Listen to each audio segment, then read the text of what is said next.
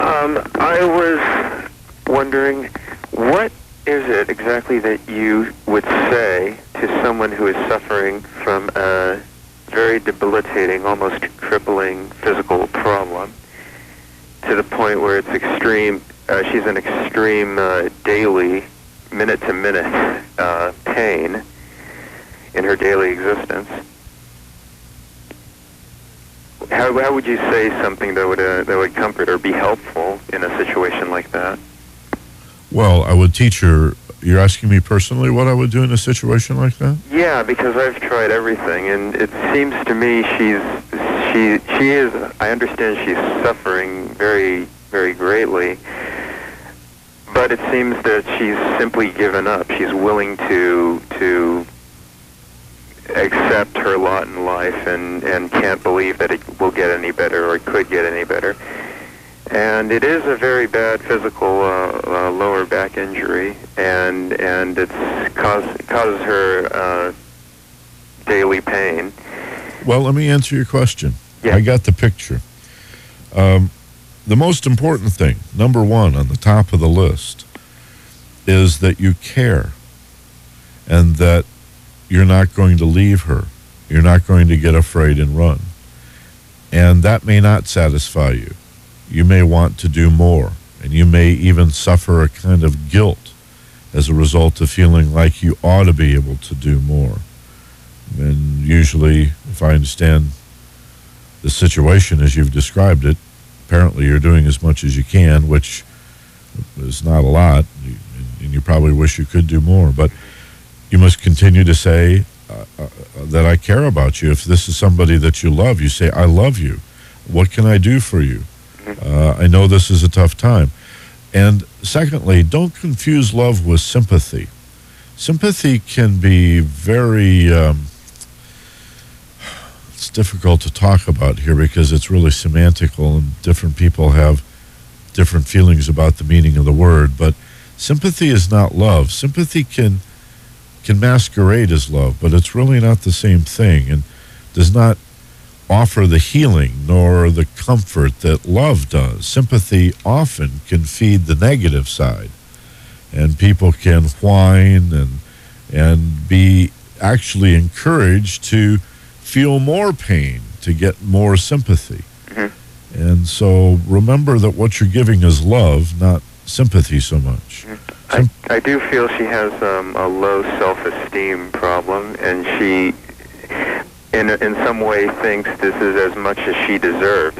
I've been trying for some years now, trying to get her to believe in self-improvement ideas and self-esteem and betterment, but she agrees to a point but doesn't actually do anything to help, and I feel she's throwing away a lot of what I see potential. What is the relationship of this woman to you? To me, just a friendship. Yeah. We have, she's 44, she's married. I think she has not a healthy marriage. I think we've talked about her getting divorced, but, she couldn't support herself. But it's not a healthy relationship. I don't think they love each other any longer. What's the nature of the pain? It's a lower back injury. It started out as a herniated disc, but it just proceeded from there. She's had about 5 back surgeries, and the scar tissue is built up. So now it's another case of the cure being worse than the original problem, huh? Something along those, yeah. Yeah. That's too bad. Is this person had money concerns most of her life? Or I'd say so, yes. Yeah. See, lower back is support. A fear that you cannot support yourself can be translated literally by the brain into I cannot support myself, from financially to physically, and then the lower back begins to degrade. People need to know how powerful their thoughts are, and if she knew that and began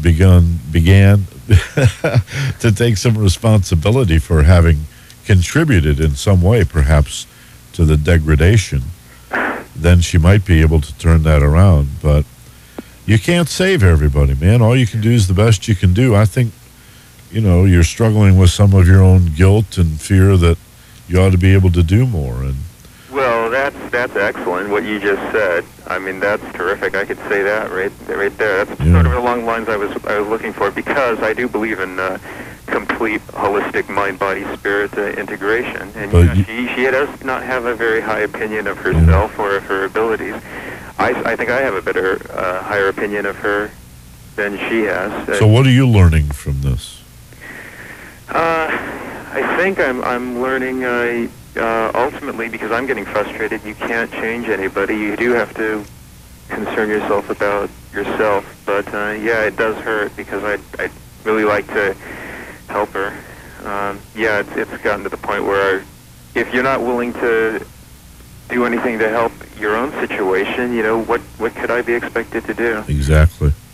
And so make sure this is not a cover for you to escape your own work. Often people will, because it's our nature to give, everybody wants to give. The one thing we can all agree on is that it feels good. We get some wonderful inner rewards from giving to other people. But just make sure that your need to do for her is not some kind of cover-up for a means by which you can ignore your own need to grow. And your primary responsibility always is to yourself, not at the expense of other people, but so you can maximize your contribution to other people. Certainly, I certainly agree with that. Be sure you don't get it backwards and start trying to fix the world instead of yourself. And just love her, and you know, in lieu of the philosophy, if you will, of the metaphysics, right, maybe you could just teach her to relax. If you could help her physically relax her muscles, she will experience less discomfort. Right. She's had extreme tension problems that resulted in dental work, because she's actually ground her teeth over the years. You know. Yeah, that's from stress. There you go. Right. Exactly. The fear that she can't support herself, lower back.